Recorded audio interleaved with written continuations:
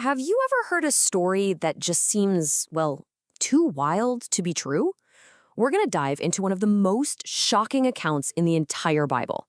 It's the story of a king so evil, he's literally blamed for his nation's destruction. And yet, he was forgiven so profoundly it just seems to defy all logic. This is the incredible story of Manasseh. Now, to really get how jaw-dropping this story is, you have to meet Manasseh's dad, King Hezekiah. Hezekiah was one of Judah's greatest kings, a true reformer who tore down idols and brought the people back to worshiping God. His son, Manasseh, well, he didn't just ignore that legacy. He took a sledgehammer to it. He systematically rebuilt every single evil thing his father had torn down, and he dragged his nation into a darkness it had never seen before. So here's how we're going to break this incredible story down. First, we'll look at the sheer depths of Manasseh's sin. Then we'll see how grace found him in the most unlikely place imaginable. After that, we'll dig into some surprising historical proof for this event, figure out why two different books in the Bible tell his story so differently, and finally, we'll unpack what this radical message of grace really means for us. All right, first things first, let's be crystal clear about what we're dealing with here. This wasn't just a king who, made a few bad calls. Manasseh orchestrated a complete, top-to-bottom spiritual demolition of his own country. I mean, this was no minor lapse in judgment. The Bible gives us a whole laundry list of his rebellion. He didn't just bring back pagan worship, he brought it into the very temple of God. He got into sorcery and witchcraft, and then, in the most horrific act you can imagine, he sacrificed his own children in the fire. The Bible puts it bluntly. He led his people to do more evil than the nations God had judged for their wickedness. Manasseh's life is basically a case study in a pretty tough theological idea: total depravity. Now, that doesn't mean he was as evil as he could possibly be every single second of the day. What it means is that on his own, without God stepping in, his heart was completely enslaved to sin, unable and frankly unwilling to choose God. He is the ultimate picture of what happens when humanity is cut off from its creator. And just when you think the story can't get any darker, it takes this unbelievable turn. After years of God sending warnings, judgment finally came. But not in the way you might expect.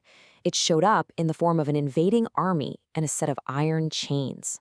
The Assyrian Empire, the global superpower of its day, rolled in and did what superpowers do. They crushed the little kingdom of Judah, arrested the king, and 2 Chronicles 33 tells us they put a hook in his nose, bound him in bronze chains, and dragged him off to a prison in Babylon. And it was right there, in that moment of total failure and humiliation, stripped of all his power and pride, that something finally broke. Right here, this is the heart of the entire story. Just look at those words. The king who had spit in God's face now humbled himself.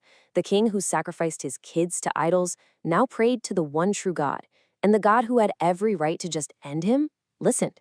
It says he was moved. And he didn't just forgive him, he brought him back and put him on his throne again.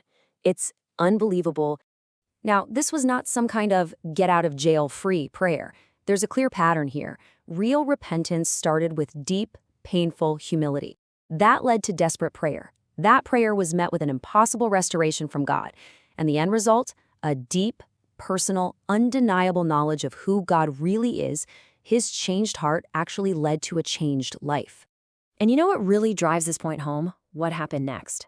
Manasseh's own son, Amon, followed his dad's evil path. He saw everything his father had done, but the Bible makes this critical distinction. He did not follow his father's repentance. He refused to humble himself. It's a powerful reminder that grace isn't something you inherit. It's a gift from God that has to be personally received. Okay, I know what you might be thinking. A story this dramatic, it invites a little skepticism, right? A brutal empire captures a rebellious king and then just lets him go home. It sounds a bit like a theological fairy tale, but let's see what actual history and archaeology have to say about it. So check this out. Manasseh's incredibly long reign lines up perfectly with a period of massive chaos in the Assyrian Empire. Around 652 BC, the emperor's own brother, who was governing Babylon, led this huge revolt. You can bet that a ton of little vassal states like Judah saw this as their chance to break free. It creates the perfect historical backdrop for Manasseh to rebel and get himself captured. And here's the kicker. We know for a fact that Manasseh was on their radar. These are official Assyrian records, literally carved in stone. 2 different Assyrian emperors name Manasseh of Judah, that's Manasseh, as one of their subject kings. The Bible isn't talking about some mythical figure, it's talking about a real king known to the most powerful empire on earth at the time. But what about letting him go? I mean, the Assyrians were famous for being brutal, but they were also pragmatic. They were smart. Sometimes executing a rebellious king in a faraway land just created more problems than it solved. We actually have historical records of them doing exactly what the Bible describes, forgiving and reinstating a broken, humbled king who would then be their loyal puppet. It was a known political strategy. So if the story is totally plausible from a historical standpoint, it brings up a huge question inside the Bible itself. Why does the Book of Kings, which covers the very same time period, only mention Manasseh's evil and completely leave out his repentance? And this, right here, is the main reason some critics will dismiss the story in Chronicles. They see it as a flat-out contradiction. The Book of Kings pins the ultimate blame for Judah's exile squarely on Manasseh's shoulders. So how can that be true if he repented and was forgiven? Well, the answer is all about understanding why these books were written in the first place. See, these authors weren't just writing history for history's sake. They were writing theological history with a specific message for a specific audience. The Book of Kings was written for the Jews in exile in Babylon to answer their big question, why did this happen to us? So it focuses on God's justice and the consequences of sin, highlighting Manasseh's sin as the breaking point. But Chronicles, that was written for the people returning from exile, and they were asking a different question. Is there any hope for us now? So it focuses on God's incredible grace, using Manasseh's repentance as the ultimate proof that no one is ever too far gone to be restored. So you see, this isn't a contradiction at all. It's actually a perfect example of how the Bible works. The authors selected the historical details that best served their God-inspired purpose. One highlights God's justice to explain a catastrophe. The other highlights God's grace to inspire hope for a new beginning. They're two sides of the very same coin, telling one complete truth about who God is. So what does this ancient story about a wicked king, an empire's chains, and 2 different histories, what does it all mean for us? Let's bring it all together for the final, most powerful takeaway. 55 years. Manasseh was king for 55 years, the longest reign of any king in Israel or Judah's history. And for most of that time, he was in active, hostile rebellion against God. But God's grace wasn't on a timetable. It wasn't canceled out by decades of evil. It was patient. And think about this for a second. The very instruments of his judgment, the physical iron chains of the Assyrian Empire, became the tools of his salvation. It was in his absolute lowest moment, in his deepest loss, that he was finally able to see God. God used Manasseh's greatest hardship to bring about his greatest transformation. When you really step back and look at it, this story is a stunning preview of the gospel. It screams that God's grace is way more powerful than our sin.